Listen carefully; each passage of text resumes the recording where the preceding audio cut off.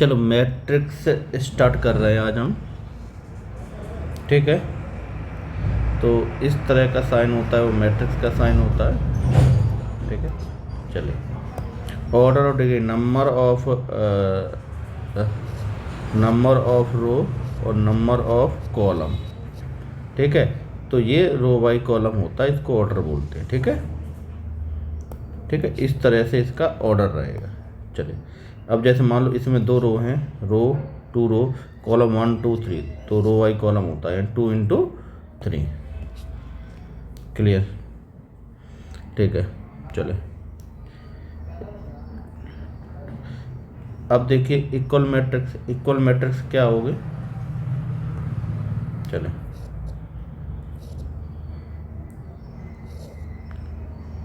चले,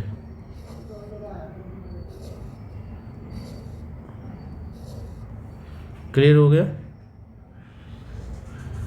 ठीक है, करस्पॉन्डिंग एलिमेंट इक्वल होंगे। रो मैट्रिक्स का ओनली वन रो होगा और कॉलम कितने भी हो सकते हैं। ठीक है, रो मैट्रिक्स में एक ही रो होगा, कॉलम कितने ही हो जाएंगे। कॉलम मैट्रिक्स में आपका कॉलम एक ही होगा, रो कितने भी हो सकते हैं। तो रो मैट्रिक्स कॉलम मैट्रिक्स का क्लियर हो गया। कॉलम मैट्रिक्स में एक कॉलम होगा, रो मैट्रिक्स में एक रो होगा।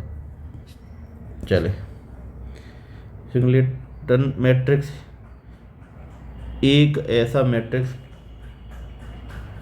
सिंगलटन में जिसमें एक ही एलिमेंट होगा। जीरो या नॉन जीरो मैट्रिक्स, ऐसा मैट्रिक्स जिसमें कोई भी एलिमेंट, इसमें सभी एलिमेंट जीरो हों। ठीक है, सभी एलिमेंट जीरो होंगे। ठीक है, नल मैट्रिक्स या जीरो मैट्रिक्स। चले, चले, ट्रेस ऑफ मैट्रिक्स, इसके सभी डायगोनल का सम। ट्रेस क्या होता है, कोई एक मैट्रिक्स है, मान लो नीचे वाली मैट्रिक्स है, तो क्या किया हमने, इसके सभी डायगोनल को जोड़ दो, तो इसको बोलते हैं ट्रेस ऑफ मैट्रिक्स, सभी डायगोनल का सम। क्लियर हुआ? चलो, डायगोनल मैट्रिक्स एक ऐसा मैट्रिक्स जिसमें डायगोनल के एलिमेंट हो। ठीक है, तो उसको डायगोनल मैट्रिक्स बोलते हैं।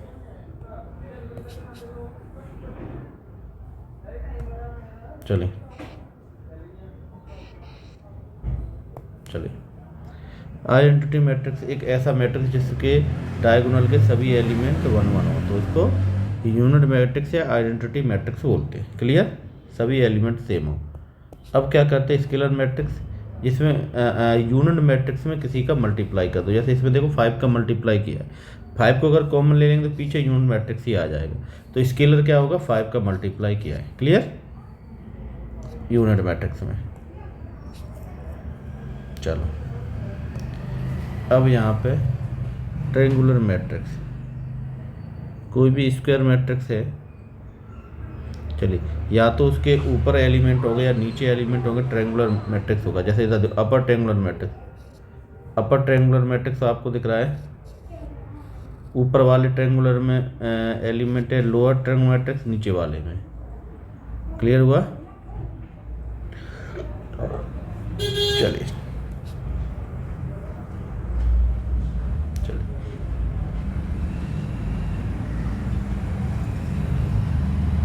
चलें, चलो,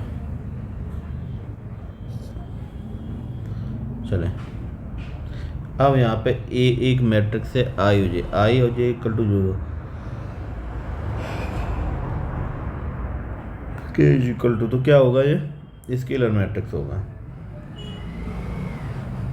इधर देखो, इसमें बोल रहा है जब आई और जे बराबर नहीं है तो जीरो होंगे, तो डायगोनल के अलावा सभी एलिमेंट जीरो होंगे। और डायगोनल में क्या कोई भी कांस्टेंट आ जाएगा, सेम डिजिट आ रहा है, समझ रहे हो? जैसे मान लो के। क्लियर हो गया? चलो,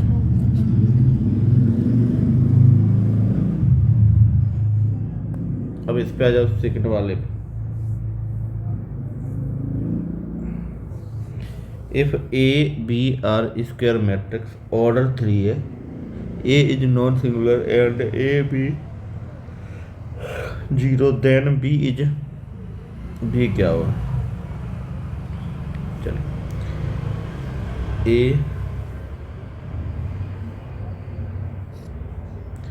ए बी इक्वल टू 0, तो बी क्या है, नल मैट्रिक्स।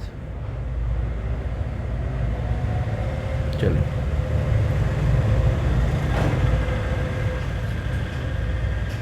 तीसरे पे आ जाओ। कोई मैट्रिक्स दी गई है आपको 2 0 0, ये मैट्रिक्स दी गई है, क्या होगा, तो इसमें आपको सीधा सीधा दिख रहा है ये एक मैट्रिक्स है और इसमें ऊपर के एलिमेंट हैं, तो इसको अपर ट्रायंगुलर मैट्रिक्स बोलेंगे। ठीक है,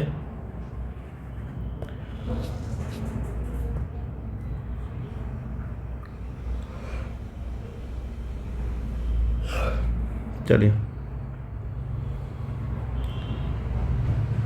एन अपर ट्रायंगुलर मैट्रिक्स है तो n इंटू एन रो और कॉलम सेम देख रहे हैं, तो नंबर ऑफ जीरो, नंबर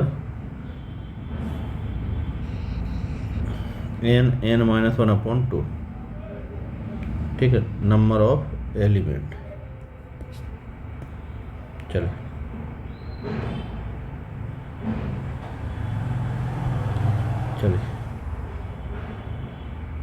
चलिए एग्जाम्पल 5 ए इक्वल टू आई जी है। ठीक है,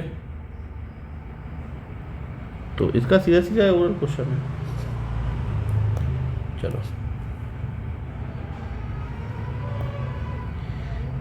अब इसको एड और सब्ट्रैक्शन मैट्रिक्स की करूँगा, दो मैट्रिक्स को जोड़ना घटाना। सबसे पहले उनका ऑर्डर सेम होना चाहिए। जैसे इन इसका ऑर्डर की बात करोगे तो रो कितनी है 3/2, इसकी भी रो कितनी है 3/2। तो जब कोई भी मैट्रिक्स डिटरमिनेंट मैट्रिक्स को आप प्लस करोगे या फिर माइनस करोगे तो उनका ऑर्डर सेम होना चाहिए, करस्पॉन्डिंग एलिमेंट ही जुड़ेंगे। तो 5 1, इसका 2 और 5, ये आपका आंसर है। क्लियर हुआ? चलिए तो a plus B, B plus A, ठीक है, तो यहाँ तक हो गया। चलिए अगर स्केलर का मल्टीप्लाई करेंगे, चलिए अब चल स्केलर का मल्टीप्लाई कर लो, समझ रहे हो? तो कोई भी डिजिट का मल्टीप्लाई कर सकते हैं कांस्टेंट का। ठीक है, मल्टीप्लिकेशन ऑफ मैट्रिक्स का रूल होता है रो बाई कॉलम, रो और कॉलम का मल्टीप्लाई करोगे तो इसकी कुछ प्रॉपर्टी है। ठीक है, पहली प्रॉपर्टी है ए बी और बी ए दोनों इक्वल नहीं, बिल्कुल सही है। तो ए बी सी, 3 का मल्टीप्लाई करो, किन्हीं दो का करो, उसके बाद तीसरी का करो, आई का मल्टीप्लाई करो, तो आई का मतलब 1 होता है, 1 का मल्टीप्लाई करो, कोई फर्क तो पड़ेगा नहीं। ए ब्रैकेट बी सी, ए और बी सी को जोड़ के इनका प्रोडक्ट करो, या ए बी का प्रोडक्ट और ए सी का प्रोडक्ट करो, उनको जोड़ दो। ठीक है, ए प्लस बी, ए स्क्वायर बी स्क्वायर। ठीक है, चलिए तो ये 2a भी नहीं आया क्योंकि दोनों अलग अलग होते हैं। ठीक है, चलिए तो ये हो गया। कुछ प्रॉपर्टी बेस से हो जाएगा, जैसे अब क्वेश्चन पे आ जाते हैं। चलिए तो आप इसको ऐसे लिख सकते हो,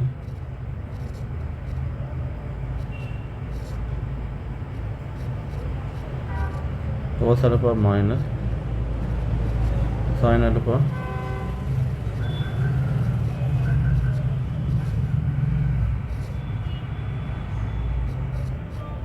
cos alpha sine alpha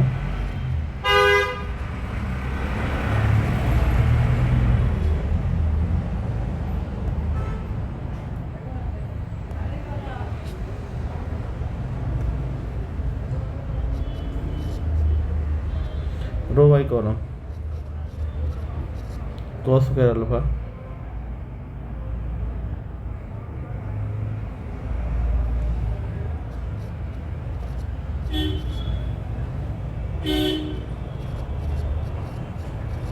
cos alpha row bye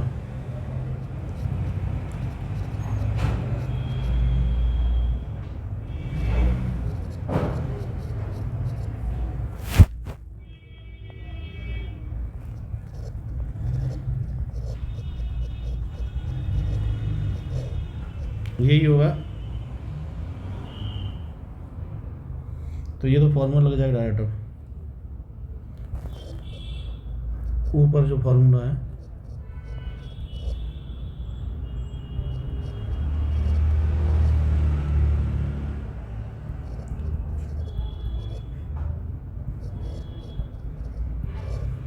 clear हो गया।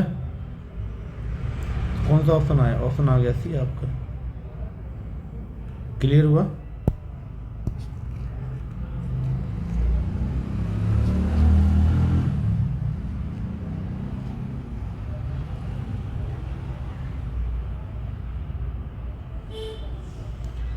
अब 7th पे आ जाइए।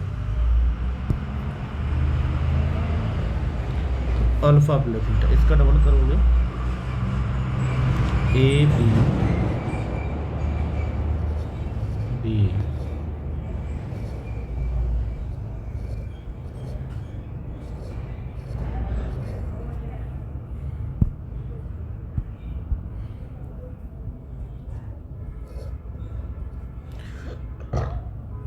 वाई कॉलम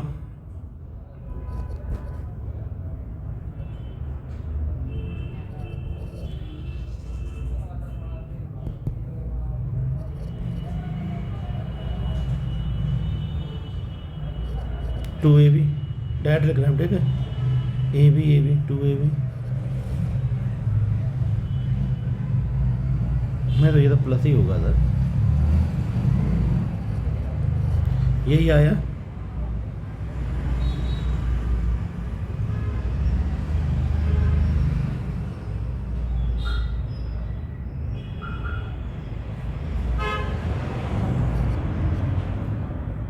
चलिए बीटा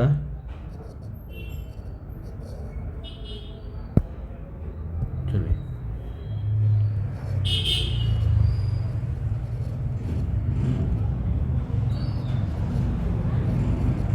क्लियर हुआ।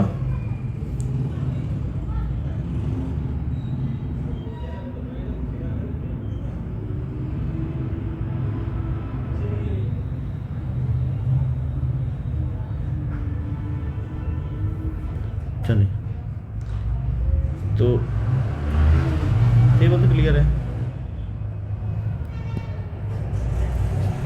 8 पे आ जाते हैं।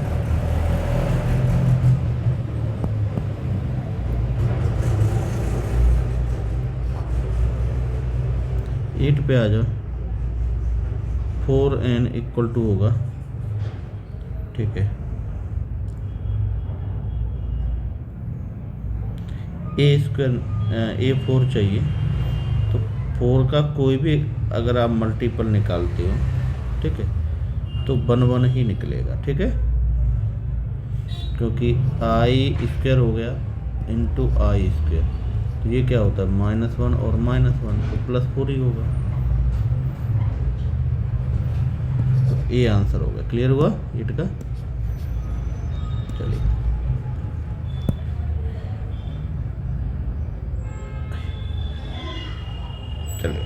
अब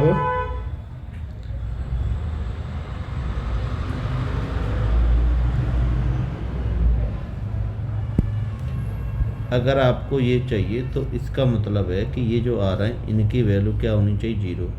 तो A क्रॉस B और B क्रॉस A निकालो और = इनको 0 करो, समझ रहे? तब हम A और B की वैल्यू निकालें। यही हुआ। चलिए इनका क्रॉस मल्टीप्लाई ये सॉल्व करना स्टार्ट कर दिया। इस तरह सॉल्व किया इसको, समझ समझ रहे हो, ए की वैल्यू 1 है, बी की वैल्यू 4 है।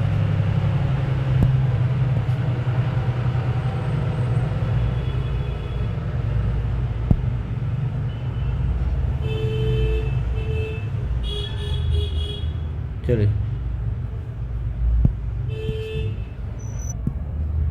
चलिए, द ऑर्डर XYZ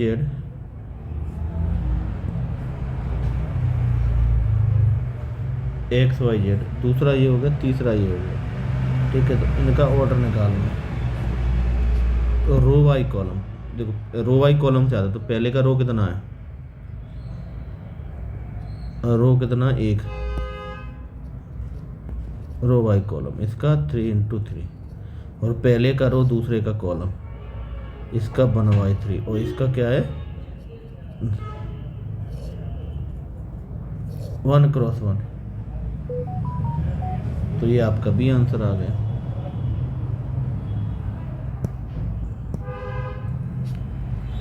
चलिए अब हम क्वेश्चन नंबर आ जाते हैं 11 पे। चलो 11,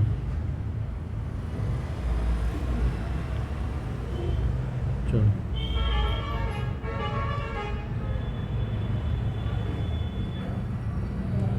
11 पे आ जाइए।